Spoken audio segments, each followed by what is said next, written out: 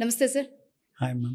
ఇప్పుడు ఆస్టియోఆర్థరైటిస్ ఉన్న పేషెంట్స్ ఎలాంటి జాగ్రత్తలు తీసుకోవాలి? ఫుడ్ హ్యాబిట్స్ కానీ, డైలీ లైఫ్ స్టైల్‌లో గానీ ఎలా జాగ్రత్తలు తీసుకోవాలి?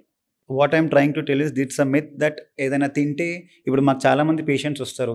వేర్ దే సే ఇది మేము ఇలా హోమియోపతి డాక్టర్ దగ్గరికి వెళ్ళాం సార్, ఇలా ఆయుర్వేదిక్ డాక్టర్ దగ్గరికి వెళ్ళాం సార్, వాళ్ళు ఇలాంటి మెడిసిన్స్ ఇచ్చారు, మోకాల్లో గుజ్జు పెరిగిపోతుందంట, అప్పుడు దానికి ఏమి అని they come back to us. They say we hear all these things in our day to day life. What I want to make clear is, మీకు ఒక్కసారి కార్టిలేజ్ ఏదైతే పోయిన కార్టిలేజ్ని మళ్ళీ తిరిగి రీజనరేట్ చేయడం కష్టం అనమాట. ఇప్పుడు బై ఫుడ్ మోకాళ్ళలో ద్వారా గుజ్జు పెరగడానికి ఆయిల్స్ కానీ, ఫుడ్స్ కానీ ఏం పనిచేయవా? పని చేయవు madam. That is a myth. ఏంటంటే వాట్ ఈస్ ఎగ్జిస్టింగ్ కార్టిలేజ్ ఏదైతే ఉంటుందో దాన్ని స్ట్రెంగ్తెన్ చేయాలి, దాన్ని కాపాడుకోవాలి. అంతేకాని కొత్త కార్టిలేజ్ మాత్రం రాదు మనకి. ఓకే, సో ఫుడ్స్ అంటే they help in different manner. అంటే ఇప్పుడు మీరు నట్స్ ఉన్నాయి, ఫర్ ఎగ్జాంపుల్ నట్స్ కానీ, బెర్రీస్ కానీ, all these substances they are rich in collagen.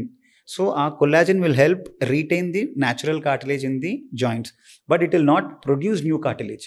That is a myth. It will help to regain, అంటే ఉన్న కార్టిలేజ్ని కాపాడుకోవడానికి దే హెల్ప్.